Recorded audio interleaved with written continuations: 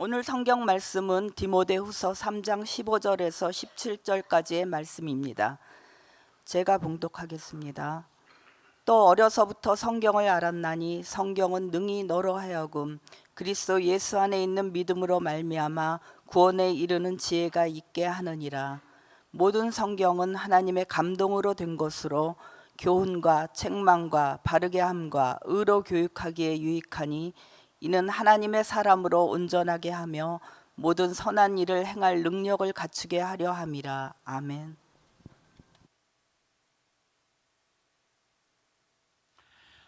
예, 오늘 여러분이 이 설교 제목을 보면은 좀 이상하다. 어떻게 지금 종교 개혁에 대해서 설교를 하느냐 그렇게 생각하실지 모르겠습니다만, 지난 종교 개혁 때는 제가 설교 차릴 때가 아니라서 한 달 전입니다만은 설교를 못했고, 이 설교는 꼭 우리 소음교회 성도들이 들었으면 좋겠다 그런 생각이 들어서 오늘 이 설교를 합니다. 이 설교라기보다 특강과 비슷한 그런 형식이고, 여기 좀 PPT에 주목을 해 주시기 바랍니다. PPT는 가능한 저 사진은 좀 보내지 마시고 텍스트만 이렇게 띄워주시기를 바랍니다. 지난 그 종교개혁 500주년 그 기념회에 독일의 크리스티네 하예라는 그 학자가 책을 출판을 했는데요. 책 이름이 루터의 나라 독일 루터의 나라, 뭐 독일 말로는 도이첼란드, 루터란드라고 그렇게 되어 있습니다. 그리고는 부제가 왜 종교 개혁이 아직도 우리를 특징 짓는가? 왜 아직까지 독일 하면은 종교 개혁, 종교 개혁하면 독일 그렇게 그 서로 연관을 짓는가, 이런 제목의 부제를 다뤘습니다. 언론에 보니까 이 책이 나오고 독일 사람들이 그걸 읽어보고는 정말 그러네 그렇게 반응을 보였다는 겁니다. 그 말은 사실은 대부분의 독일 사람들이 오늘날 이 종교의 개혁 덕을 보고 있다 하는 사실을 잊어버리고 있다가 이 책을 보니까 사실 그러네 그렇게 반응을 보였다 하는 것을 읽어봤습니다. 어떤 점에서 우리 개신교도 비슷하지 않나 싶습니다. 사실 우리가 말은 종교개혁 때문에 개신교가 생겨났고 우리는 그 혜택을 본다 이렇게 생각을 합니다만은 너무나 당연한 것이기 때문에 그게 어떤 혜택인지 이런 걸 잘 모르고 있을 수도 있습니다. 그래서 오늘 이걸 다시 한번 생각해 보므로 우리가 받은 유산이 이게 얼마나 위대한 것인가, 얼마나 중요한 것인가 하는 것을 한번 생각할 필요가 있지 않나 생각합니다. 종교개혁은 대개 세 가지를 특별히 강조했다 그렇게 알려져 있습니다. 제일 처음이 오직 믿음으로, 인간의 공도도 아니고 무슨 인간의 어떤 의식을 따르기 때문도 아니고 다른 무엇도 아니다. 오직 믿음으로만 구원받을 수 있다. 이것이 종교개혁에 매우 강조한 어떤 의미에서 핵심적인 거라고 그렇게 말할 수 있습니다. 두 번째가 그와 못지않게 오히려 더 중요한 것이 오직 성경으로. 이건 교황의 청령도 중요하지 않고 교회의 전통도 중요하지 않고 사람의 지혜도 중요하지 않고 모든 우리 믿음의 삶의 기준은 성령이다. 이게 종교개혁이 회복한 아주 중요한 요소입니다. 그리고 이 모든 것의 궁극적인 목적은 하나님의 영광이다. 우리의 구원이 궁극적인 목적이 아니고 그보다 더 중요한 것이 하나님의 영광이다. 이 세 가지가 종교개혁을 특징 짓는 강조점이랄까요, 성격이라 그렇게 말할 수 있습니다. 그런데 이런 종교개혁이 인류 문화에 오늘 우리 삶에 어떤 영향을 끼쳤는가? 적어도 저는 이건 물론 저의 분석입니다. 저 나름대로 이제 근거가 있다고 생각하고 이걸 증명을 하겠습니다. 네 가지라고 저는 주장합니다.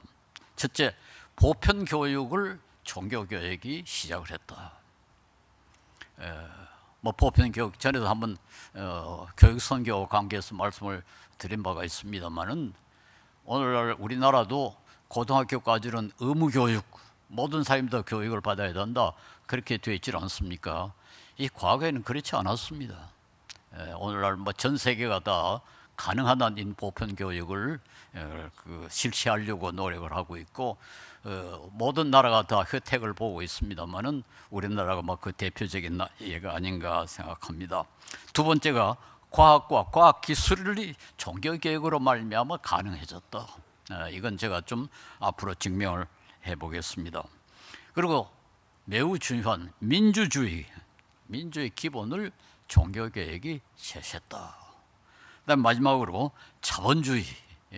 이게 뭐 자본주의에 대해서는 이의를 제기하는 사람들도 있습니다만은, 그러나 오늘날 뭐 전 세계는 완전히 순수 자본주의는 아니지만은, 그러나 일반적으로 자본주의 경제제도를 택하고 있고, 자본주의 경제제도를 택한 나라가 비교적 그래도 좀 잘 사는 나라가 돼 있다. 그런데 이 자본주의가 종교계의 영향을 많이 받았다. 이 네 가지를 좀 오늘 여러분에게 말씀드리고 강조하고 싶습니다. 그런데 중요한 것은 이 네 가지 어느 것도 칼빈이나 루터가 의도한 것이 아니었습니다. 민주주의를 시작해야지, 보편교육을 실시해야지, 전혀 그렇지 않습니다. 그들은 다만 성경을 강조했을 뿐, 성경을 강조한 결과로 이 네 가지는 부산물이라, 이게 뭐 의도한 목적이 아니고 부산물이라는 것이 참 중요한 특징입니다. 우선 보편교육에 대해서 강조를 하겠습니다. 이건 아주 간단합니다. 전에도 한번 말씀드렸습니다만은, 루터는 모든 사람은 다 구원을 받아야 되는데, 구원을 받으려면 구원의 방법을 알아야 된다. 어떻게 해야 구원을 받는가 하는 것을 알아야 되는데, 그 아는 방법은 성경에 있다. 그러니까 모든 사람이 구원을 받으려면 모든 사람은 성경을 읽어야 된다. 그런데 그 시대에 모든 사람이 성경을 읽을 수가 없었어요. 왜냐하니까 그때 남아있던 성경은 불가테라고, 나전에 불가테라는 건 나전어로 된 성경인데, 나전어는 이미 그때 수축은 언어였습니다. 즉 일상생활에 사용하는 언어가 아니었고, 어느 나라도 나전어를 사용하지 않았고, 다만 책에만 있는 그런 문자였습니다. 그러니까 오직 학자들만, 그리고 돈 많은 귀족들만 교육을 받을 수 있었고, 그들만 성경을 읽을 수 있었으니까 일반 신도들은 읽을 수가 없었죠. 그래서 루터는 이래서는 안 된다. 모든 사람이 성경을 읽어야 된다. 그래가지고 그는 독일어로 성경을 번역을 했습니다. 그런데 독일어로 번역을 해도 독일을 읽을 수가 있어야 되잖아요. 그러니까 모든 사람은 적어도 성경을 읽을 수 있도록 교육을 받아야 된다.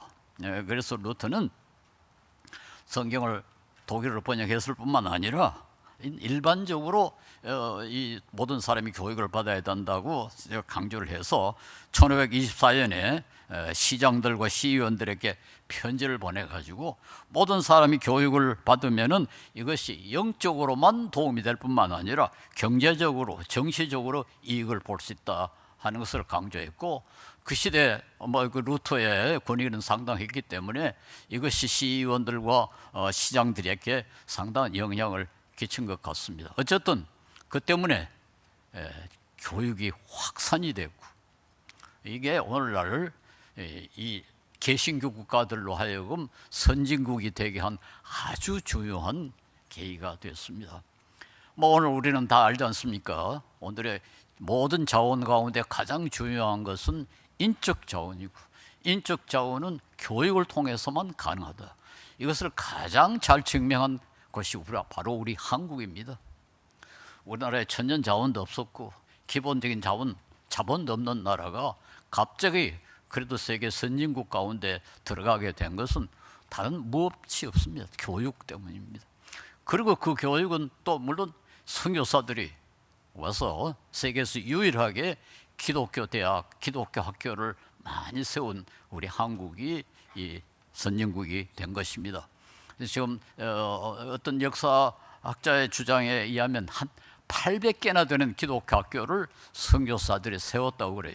세계 어느 나라에도 어느 선교사도 이렇게 많은 기독교 학교를 세운 나라가 없습니다. 그리고 그 대학들이 지금 연세대학교, 이화여대, 무슨 숭실대학, 배재대학 이렇게 대학들로 발전을 해가지고 우리나라의 발전에 결정적인 공헌을 해줬습니까? 그러니까 이 보편 교육이라는 것이 얼마나 중요한지 모릅니다.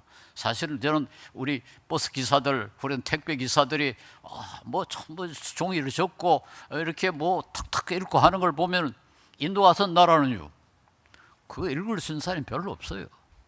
그 글자를 모르는 사람들이 뭐 택배를 하고 운전을 하고 하면은 지장이 많죠. 통계도 낼 수 없고 뭐 어떻게 돌아가는지 잘 모르잖아요. 여러분들이 우리가 읽을 수 있다는 것이 얼마나 중요한지 모르겠습니다. 그래서 루터의 동역장에 있던 멜랑톤이나 부겐하겐 같은 사람은 학교에서 읽기, 쓰기, 심지어 수학, 종교 과목을 모두 독일어로 가르치기 시작했습니다. 이것이 보편 교육의 시작인데요. 제가 한 예를 들기 위해서 여러분에게 이게 어떤 의미를 갖는가 한번 보여드리기 위해서 그 다음 넘겨주십시오. 예. 이게 뭔지 아십니까? 예. 이 천자문이라고 제가 어렸을 때 한문 교과서 제1 제일 수준 낮은 한문 교과서의 첫 페이지입니다. 천지현황하고 우주홍황이라 제가 6살 때 이걸 배웠는데요. 한번 보십시오. 이게 얼마나 어려운가. 그리고 내용도 참 어렵습니다. 하늘, 천지, 하늘, 땅, 그 다음 검고 누르다. 그게 무슨 말입니까? 하늘은 검고 땅은 누르다. 그런 뜻이죠. 6살짜리가 그거 알아서 뭐 하겠습니까? 우주홍황이라 우주는 넓고 황폐하다. 그것도 참 순서도 이상하지 않습니까? 천현지황 하면 말이 될 텐데 천지 먼저하고 현황 하니까 이게 어떻게 된 거지? 이거하고 우리 한글하고 한번 비교를 해보십시오. 만약에 우리가 이것만 배웠더라면 우리나라의 문자가 이만큼 확산이 됐으며 우리 문화가 이만큼 발전되겠습니까? 참 우리 하나님의 축복이라고 복이라고 생각하는데요. 세종대왕 덕을 우리는 하루에도 수십억 원씩 보고 있습니다. 이런 글자를 우리가 사용했더라면 우리 문화가 얼마나 뒤떨어졌겠습니까? 중국은 그 때문에 지금 경제적으로 손해를 많이 보고 있습니다. 보편 교육 때문에 여러분 오늘 모든 개신교 국가들은 다 선진국이 되어 있고 모든 면에서 살기 좋은 나라가 되지 않습니까? 종교개혁의 아주 가장 큰 공헌 가운데 하나가 보편 교육입니다. 둘째로 과학과 과학기술의 발전. 이건 조금 어렵습니다. 이건 종교개혁 이전에 동양과 서양에서 자연을 보는 태도가 지금과 달랐습니다. 그때 서양에도 그렇고 동양에도 그렇고 자연은 신적인 것이었습니다. 자연은 그 자체가 살아있고 신적인 것이기 때문에 사람이 감히 접근하면 안 된다, 마음대로 컨트롤하면 안 된다 하는 생각이 일반적이었습니다. 제가 어릴 때만 해도 우리 동네에서 어떤 사람이 집을 짓기 위해서 땅을 팔거나 혹은 뭐 묘를 쓰기 위해서 땅을 파면 그 앞에 평토제를 제사를 지냈어요. 땅이여 미안합니다. 이렇게 해치게 해서 미안합니다. 평토제를 지냈고요. 제가 어릴 때도 우리 마당에 그 해마다 흙이 비가 오면 다 들어가기 때문에 돌이 자꾸 드러나니까 흙을 해마다 덮어야 됩니다. 새 황토를 갖다가 덮어야 되는데 그때마다 동네 청년들이 꽹과리와 북을 치고 마당에 뺑뺑 돌아다니면서 지신 눌리세 뭐 이렇게 하면서 소리를 지르고 술을 먹고 제사를 지냈어야 돼요. 자연에게 해를 끼쳤기 때문에 미안합니다 하는 제사를 지내야 되는 겁니다. 그런 사고가 우리나라에뿐만 아니라 서양에도 16세기까지 지배했습니다. 이걸 성경을 읽어보니까 그렇지 않더라. 성경은 자연은 하나님이 만드신 피조물이고 사람은 땅을 정복할 수 있다. 사람이 자연을 마음대로, 자연 그 자체는 피조물이기 때문에 신성한 것도 아니고 살아있는 것도 아니다. 얼마든지 건드릴 수 있다. 그 때문에 처음으로 생겨난 것이 실험이었습니다. 그 전에도 서양에서 수학, 이론적인 물리학은 얼마든지 있었습니다. 그러나 실험을 하지를 못했습니다. 현대 자연과학은 실험 없이는 발전될 수 없었습니다. 이것을 잘 지적한 책 가운데 하나가 호이카스라는 네덜란드의 역사 과학사 학자인데요. 이분이 쓴 근대 과학의 철학과 종교라는 책이 있는데, 이 책을 사실은 서울대학교의 과학사 교수였던 김영식 박사와 제가 공역을 했습니다. 김영식 교수는 하버드에서 화학상을 받고 화학 박사를 받고 프린스턴에서 이 과학사의 박사학위를 받은 우리나라의 과학사의 최대 전문가인데요. 그분은 크리스찬도 아닙니다. 그분이 이 책을 저하고 같이 번역하자고 제안한 이유는 이 책에 기독교적인 용어가 너무 많이 나와서 자기 우선 도저히 번역할 수 없다, 같이 하자, 그래서 번역을 했는데, 그 내용이 뭔가 하니까 종교개혁으로 말미암아 근대과학이 나올 수 있었다 하는 것이 핵심입니다.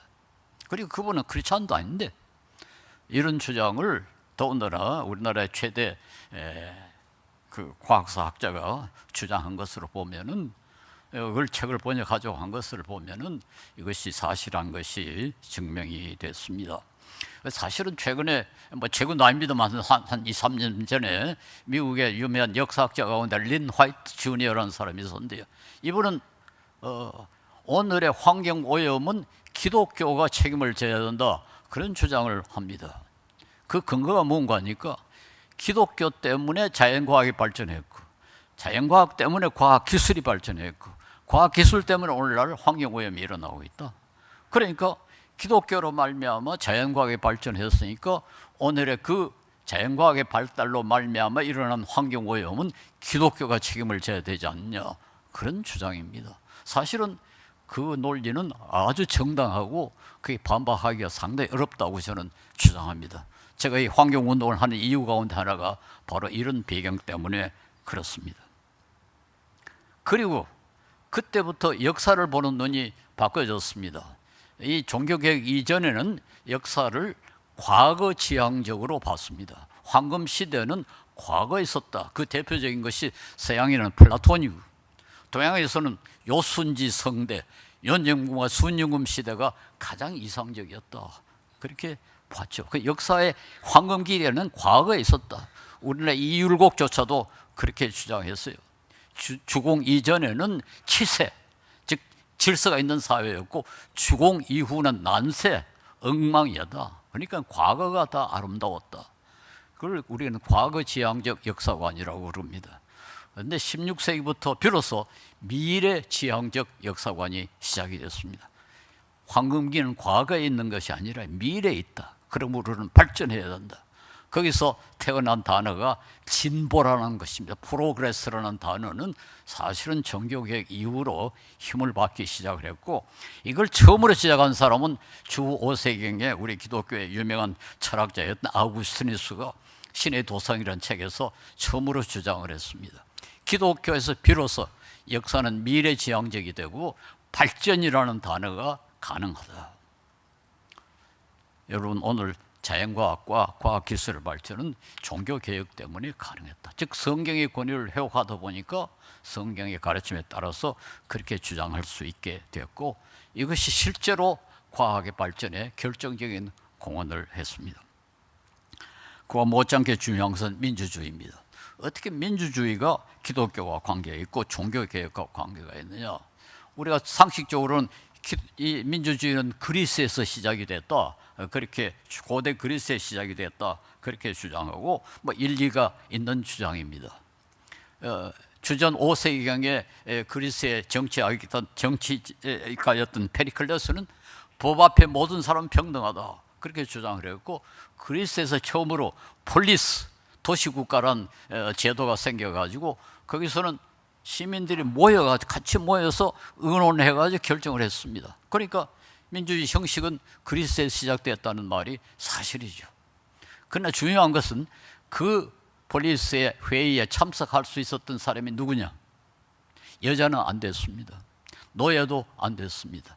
상인도 안 됐습니다. 외국인도 안 됐습니다. 오직 남자 자유시민만 거기에 참석할 수 있었습니다. 근데 이걸 민주주의라고 할 수가 있느냐?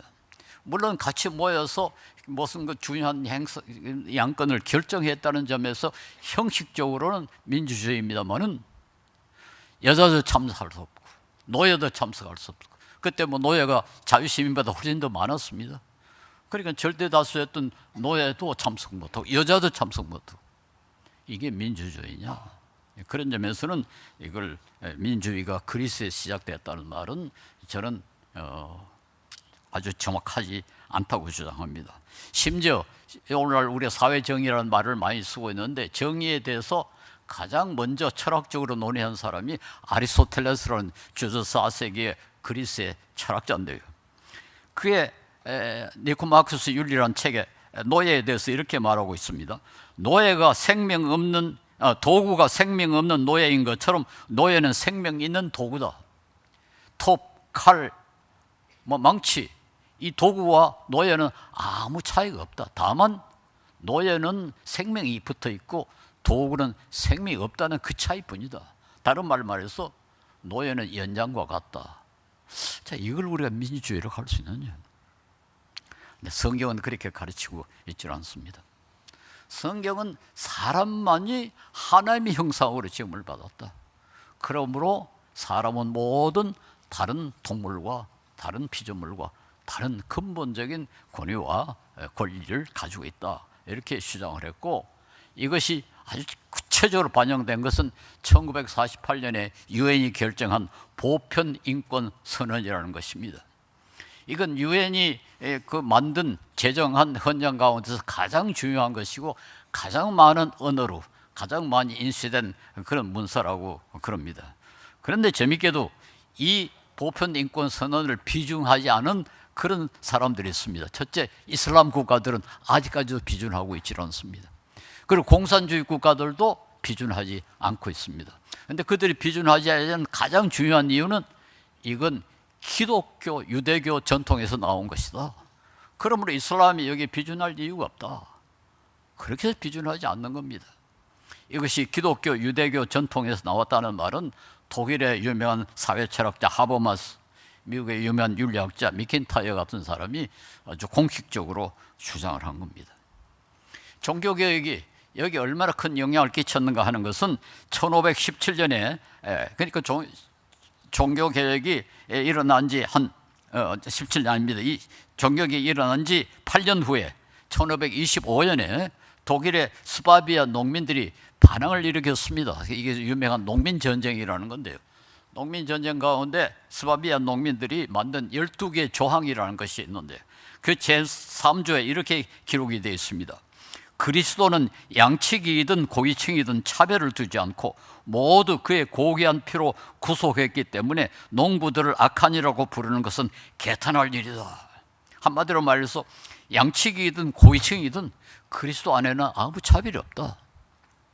그 말은 무슨 말입니까? 그 시대에는 종교개혁 이전에는 양치기와 귀족을 차별을 뒀다는 거 아닙니까?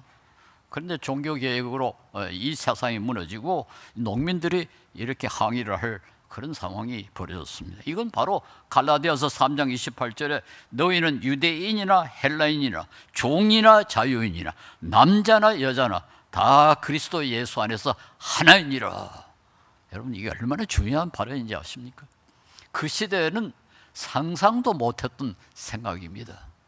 그 시대 남자나 여자나 헬라인이나 유대인이나 종이나 자유나 뭐 다른 건 몰라도 종이나 자유잖아. 그 시대는 상상도 못할 일 아닙니까?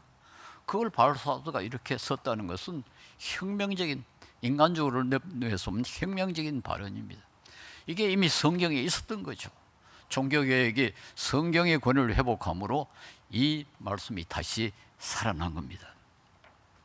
그뿐만 아니라 민주주의에서 아주 중요한 것은 바로 권력의 독점에서 일어난 부패의 문제입니다.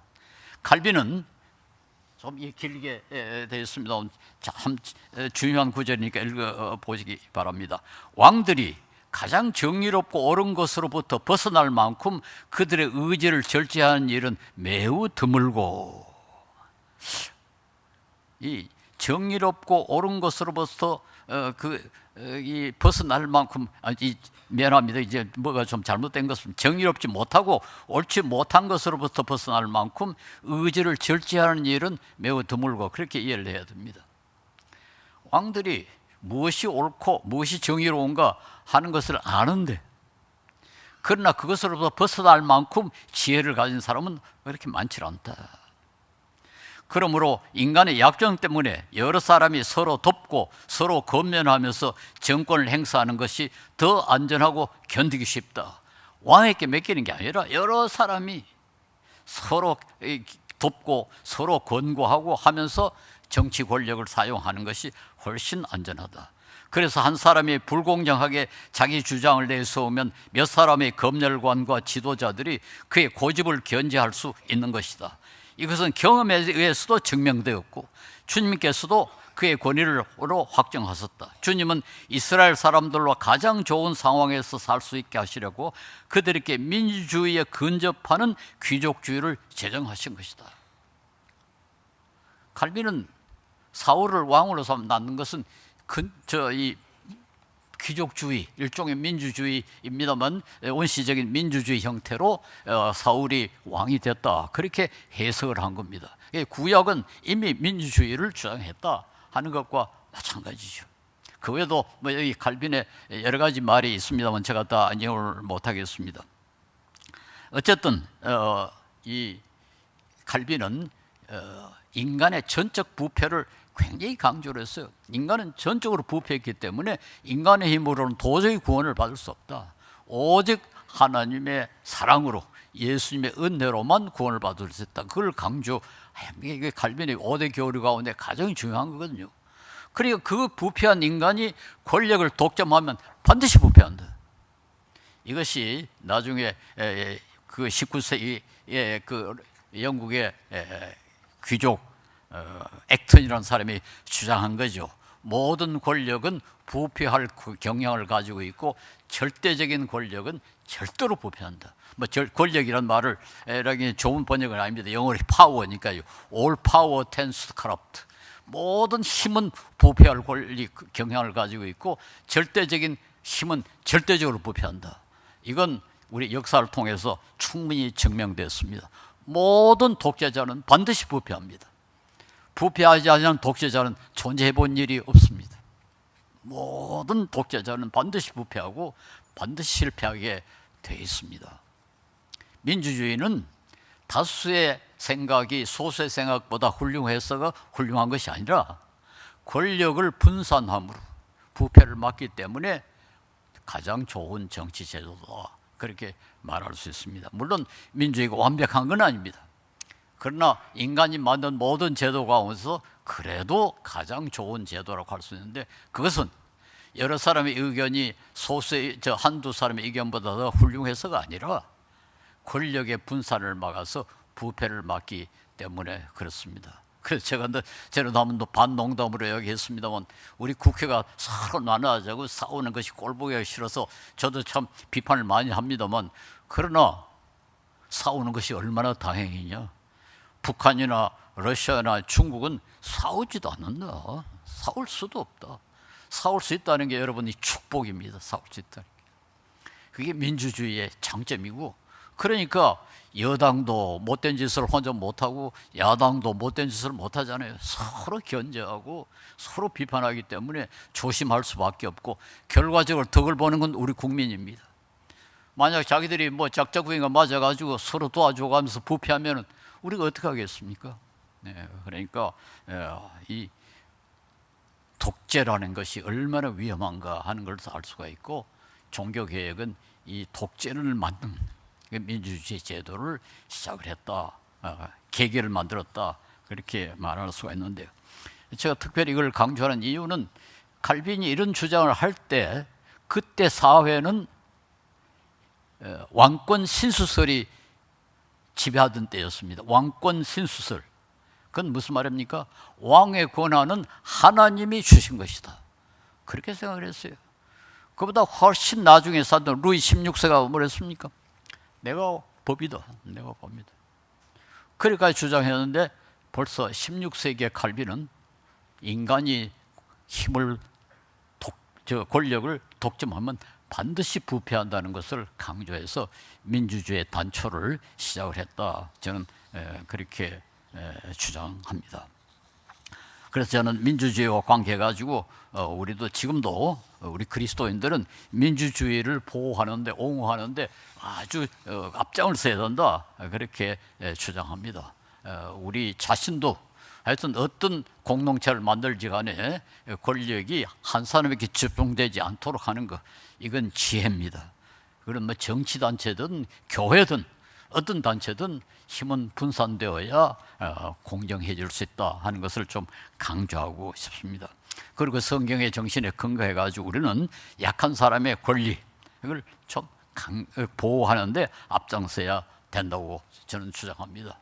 우리나라에 와 있는 외국 근로자들, 이분들을 우리 그리스도인들이 앞장서서 그들의 권리를 보호하고, 그리스도인 이 사업하는 사람들은 특별히 약한 사람들을 좀 돌보는 그런 일에 관심을 많이 있어야 됩니다.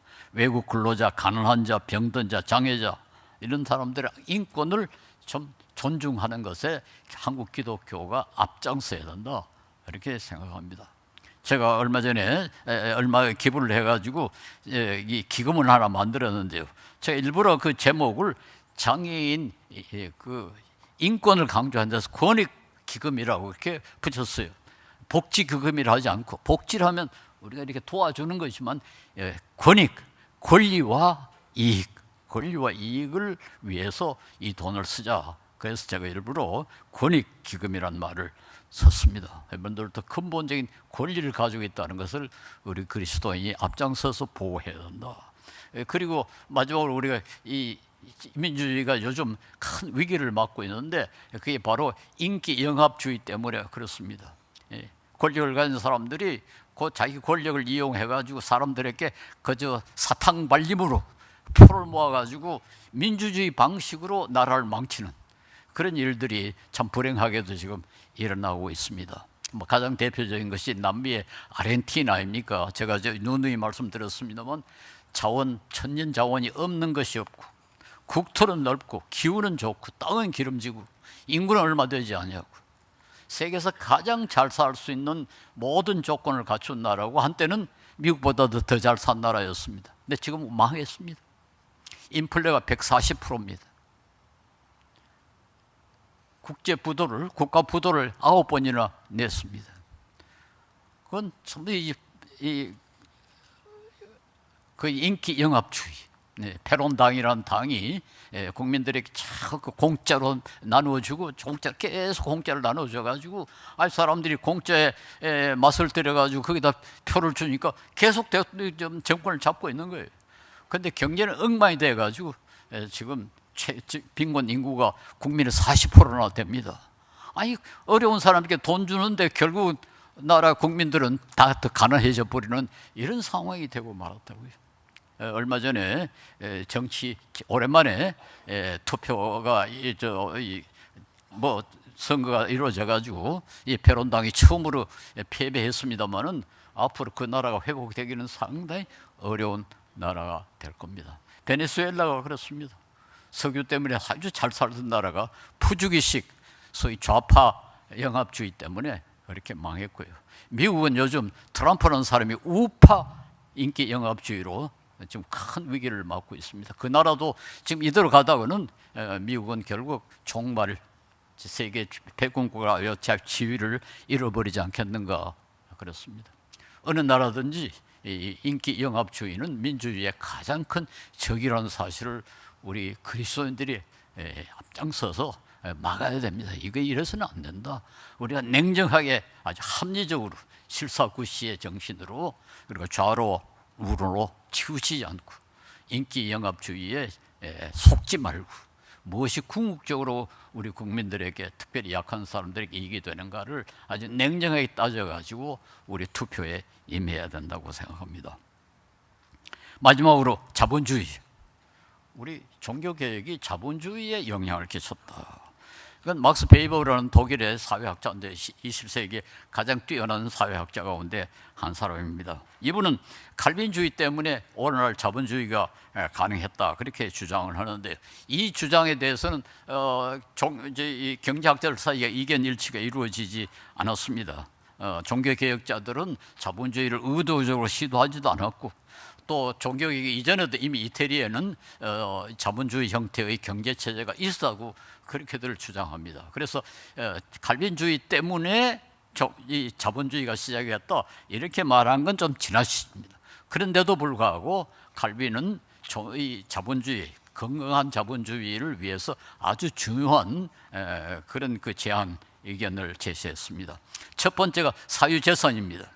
칼빈은 사유재산을 인정을 했습니다. 공산주의처럼 모든 것을, 모든 재산을 모든 사람이 공유한다 그렇게 가르치지 않고, 사람들 간의 평화를 유지하기 위해서라도 재산은 소유가 분명해야 하고 개인적이어야 한다.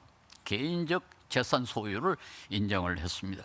그래서 남의 재산을 훔치는 것은 하나님의 섭리에 대한 범죄고, 하나님께서 주신 것을 그 본래 목적대로 사용하는 데 있어서 어떤 양심의 가책도 느낄 필요가 없다. 그 말은 무슨 말입니까? 어떤 사람이 돈이 있으면 자기가 그 돈을 사용할 권리가 있다는 겁니다. 그건 내가 내 돈을 쓰는데 양심의 가책이 생긴다, 그럴 필요가 없다. 내 돈은 내가 쓸 수 있으니까 양심의 가책을 가질 필요가 없다고 그랬어요. 그래서 사유재산을 칼빈은 충분히 인정을 했습니다. 그러나 이제 그 다음에 칼빈은 여기에다가 여러 가지 그 조건을 달았습니다. 사람이 가진 모든 것은 원칙적으로 자기 것이 아니다. 누구 것이냐? 하나님의 것이다. 모든 소유는 근본적으로 다른 사람을 섬기기 위해서 주어진 것이다. 이게 아주 중요한 포인트죠. 모든 소유는 내가 즐기기 위해서 주어진 것이 아니라 다른 사람을 섬기기 위해서 주어진 것이다. 그러므로 다른 사람에게 손해를 끼치거나 불편하게 사용할 수가 없고, 부자가 하나님으로부터 풍성한 소유를 얻었으면 그것으로 가난한 사람보다 더 궁상하게 살지 말아야 할 의무는 없을지라도, 내가 돈이 많다 합시다. 그러나 넌 좀 궁상하게 살아야지, 그렇게 할 의무는 없다.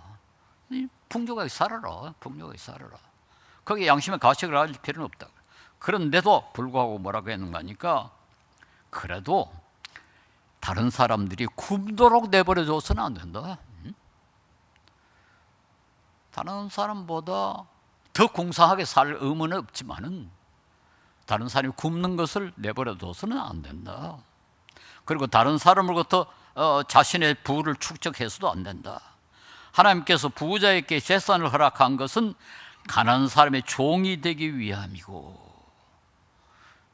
가난한 사람의 종이 되기 위함이고, 또 이 프랑스 말로 그 미니스테라는 말을 쓰는데, 미니스테도 뽑으라고, 가난한 사람의 미니스테라는 말이 장관이라는 뜻도 있긴 있습니다. 그러나 원어는 종입니다. 종. 부자는 가난한 사람의 종이 되기 위한 것이다. 가난한 사람을 섬기기 위해서 부자가 된 거다. 하나님께서 부자와 빈자로 같이 살게 한 것은 그들이 같이 만나서 교제하며 부자는 주고 빈자는 받도록 하기 위함이다. 이게 칼빈의 자본주의, 아주 건강한 자본주의입니다. 뭐 많이 가진 거 그것에 대해서 그렇게 양심의 가책을 가질 필요는 없고, 그 때문에 더 궁사하게 살 이유도 없다. 그러나 옆에 다른 사람이 굶을 때는 그대로 둬서는 안 된다. 그리고 재산은 궁극적으로는 하나님의 것이고 약한 사람을 돕기 위한 것이다. 이게 칼빈이 제시한 건강한 자본주의입니다. 이자, 구약은 이자를 금지했습니다. 그리고 천주교에서도 이자를 금지했습니다. 그래서 유로에서 상당 기간 동안 이자를 금지를 했는데요. 다만 유대인들만 돈놀이를 했어요. 그게 바로 유대인들에 대한 악감을 일으킨 아주 중요한 원인이 되어 있습니다. 여러분 아시는 바와 같이 그 셰익스피어의 베니스 상인이 그 주인공이 바로 그런 유대인 아닙니까? 돈놀이하는. 사실은 히틀러보다 셰익스피어가 유대인들에게 더 큰 해를 끼쳤다. 그렇게 유대인들은 지금 생각하고 있다고 그럽니다. 그 정도로 이 베네딕트 상인이 사실 유대인들에게 유대인들의 인상을 나쁘게 하는 데 아주 중요한 공헌을 했죠. 어쨌든 그 이자를 다 금지를 했는데 유대인들만 이자 노를 했으니까 미움을 받을 수밖에 없었죠. 그리고 루터도 이자에 대해서 원칙적으로 반대를 했습니다. 그러나 어떤 사람이 돈을 빌려줬기 때문에 그 때문에 내가 손해를 봤으면 그때는 이자를 받아야 된다. 그렇게 예외를 뒀어요. 그러나 원칙적으로 루터도 별로 이자를 선호하지 않았습니다. 그런데 칼빈은 달랐습니다.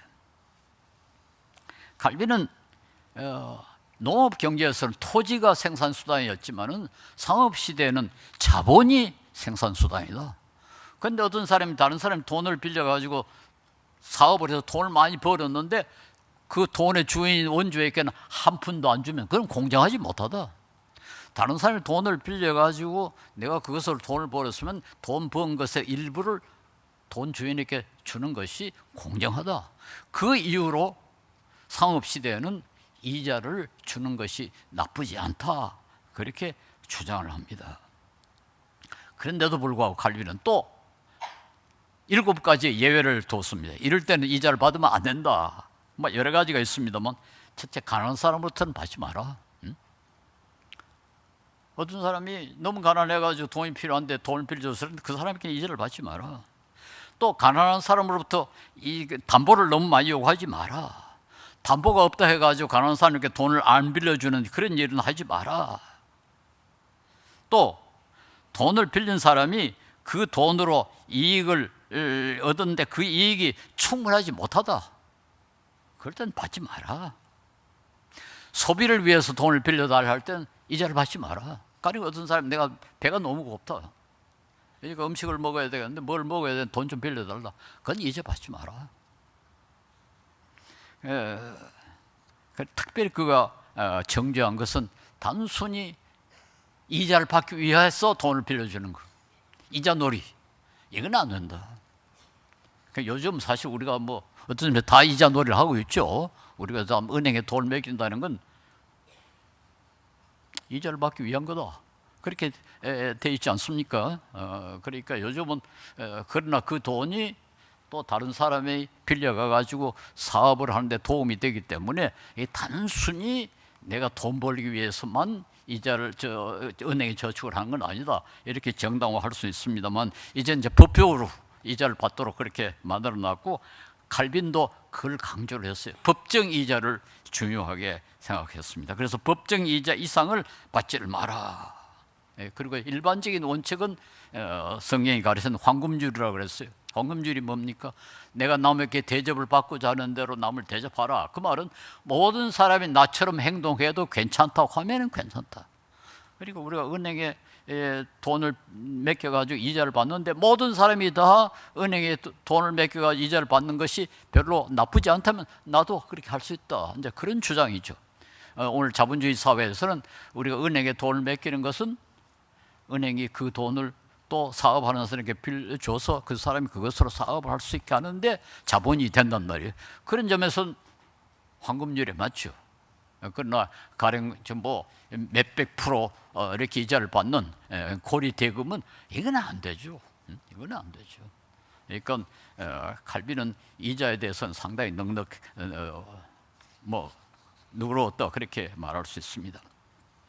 그런데 그는 돈은 물이 높은 데서 낮은 데로 흘러가듯 가진 자로부터 갖지 못한 자에게 자연스럽게 흘러야 한다고 주장을 했습니다.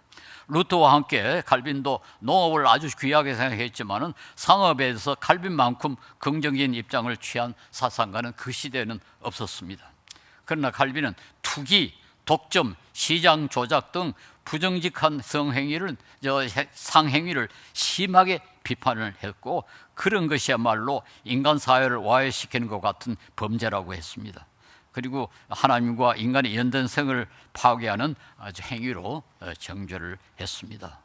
그러니까 이자를 허용하되 예외를 많이 둬서 그 이자 행위가 약한 사람에게 해가 되지 않도록 그렇게 하라는 것에 관심을 썼습니다.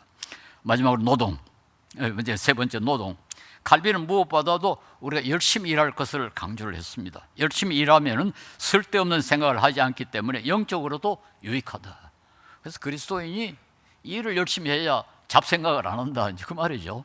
이렇게 일을 열심히 하면은 훨씬 더 영적으로도 건강하다.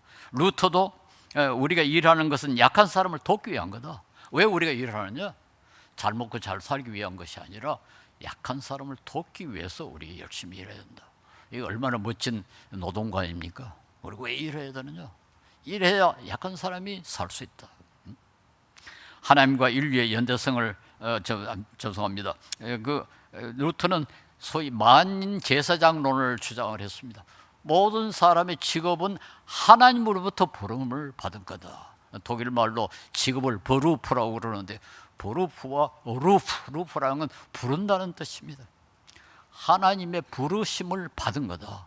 신기루 장수도 하나님이 시킨 거고 왕도 하나님이 시킨 것이다. 그러니까 두 사람이 다 하나님으로부터 부름을 받았기 때문에 동일한 가치를 가지고 있다. 왕이라 해서 반드시 신기루 장수보다 더 높다는 보장은 없다. 이것이 루터의 만인 제사장론이고 이것이 직업 귀천의 차이를 없애는 그런 중요한 전통으로 남았습니다. 그런데도 불구하고 칼빈은 노동자의 권익을 보호하기 위해서는 임금 책정에 필요하면 법적 개입과 단체 협약을 위한 노동계약 제도도 옹호했습니다. 매우 앞서가 있죠. 기업가가 이익을 남기거나 노동자가 임금을 받는 것도 모두 자신들의 공헌 때문이 아니라 하나님의 선물이다. 기업가가 이익을 남기고 노동자가 임금을 받는 것, 이것도 내가 잘해서라고 생각하지 마라. 하나님의 선물이다. 그러므로 주인이 노동자의 임금을 속이거나 시장을 조작하여 근로자들의 생활 수준 이하로 임금을 낮추는 것은 토속주의다. 그는 결코 돈을 위해서 모든 것을 더 바치는 그런 천민 자본주의를 주장한 게 아닙니다. 아주 건강한 자본주의, 이런 자본주의야말로 인간 중심 자본주의가 아니겠습니까? 그리고 마지막으로 금욕. 막스 베이버라는 아까 이제 소개한 사회학자입니다만 그분의 주장에 의하면 종교 개혁자들, 특히 칼빈과 청교도들은 세계 내적 금욕을 실천했다. 이 금욕이라는 말을 사용했어요. 절제 정도가 아니고 아주 금욕이다. 아스케이스라는 말은 금욕이죠. 베버는 바로 이 개신교인들은 자기가 금욕을 해가지고 돈을 많이 모은 것이 바로 하나님으로부터 예정함을 받았다는 것을 보여주는 것이다. 그렇게 주장했다고 베베가 주장합니다만 그건 별로 근거가 없습니다. 그런데 어쨌든 종교 개혁자들이 이 금욕을 강조한 건 사실이에요. 철저히 아꼈습니다. 이렇게 열심히 일하고 시간을 아껴서 일했는데 그러니까 돈이 많이 모아졌겠죠. 그걸 쓰질 않는 거예요. 그러니까 자본이 많아질 수밖에 없죠. 그래서 돈이 많아져 가지고 그것에서 자본주의가 시작됐다고 주장합니다만은 그러나 그보다는 성경이 그 베드로전서 2장 11절에 영혼을 거슬러 싸우는 육체의 정욕을 제어하라. 육체의 정욕을 제어하라. 인간의 욕심 그걸 좀 제어하라. 그렇게 가르쳤습니다. 그러나 어쨌든 종교개혁자들은 열심히 일해 가지고 상당한 부를 이룩한 것이 사실이고 그런데 철저히 절제해가지고 전략해서 또 사치를 하지 않아서 부가 축적된 것은 사실입니다. 그런 전통은 지금도 서유럽에서는 많이 남아있죠. 제가 여러 번 이야기했습니다만 이 유럽에 가면은 라인강 북쪽은 음식 맛이 아주 없어요. 라인강 남쪽에 가면 뭐 그렇게 달라져 버려요.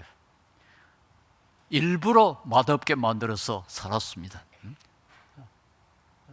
제가 전에 그런 예를 한번 들은지 모르겠습니다만 제 친구 가운데 김영우 목사님이라고 아주 저하고 친한 친구입니다만 이분이 독일의 어느 신학대학에 대학교 신학부에 가서 한 6개월간 연구원으로 있었죠. 그런데 이분은 미국에서만 공부를 해서 그 유럽의 사정을 잘 모릅니다. 이분이 바로 그 자기 그 신학교 기숙사 앞에 독일 빵집이 있는데요. 그 빵 냄새가 그렇게 좋더래요. 그래가지고 아침에 이렇게 창문을 내다보고 있다가 이제 그 가게를 열면 바로 다른 집 가서 아주 새 빵을 사다가 먹었대요. 그런데 그 같은 기숙사에 있는 독일 학생이 아주 못마땅한 눈으로 자꾸 목사님을 보더라는 거예요. 그래도 뭐 별로 신경을 안 쓰고 있었는데 한 번은 드디어 그 신학생이 아주 심각한 얼굴로 목사님 왜 그렇게 새빵을 먹습니까? 그러더라는 거예요. 그래서 너무 놀라가지고 아니 맛있으니까 먹지. 그랬더니 맛있으면 많이 먹지 않습니까? 그러더라는 거예요. 그래서 자기는 저게 무슨 소리인지 몰랐다가 나중에 야 내가 이게 다른 전통에서 살구나. 그래서 그때 아주 혼비백산을 해서 야, 이 정말 이 사람들은 일부러 빵을 맛없이 만들어가지고 먹는구나. 그게 사실은 종교개혁의 전통입니다. 이게요, 저도 네덜란드에 처음으로 가서 그 멘사라고 대학생 식당에 가서 식사를 하는데 거기는 돈을 내면은 양은 자기가 원하는 대로 얼마인지 2번, 3번 가서 먹을 수 있습니다. 그래서 제가 저 식량을 잘 못 알아가지고 음식을 너무 많이 들어왔어요. 그래가지고 그 친구하고 독일 네덜란드 친구하고 밥을 먹는데 하여튼 제가 다 못 먹었습니다. 한 3분의 1 정도로 남겼어요.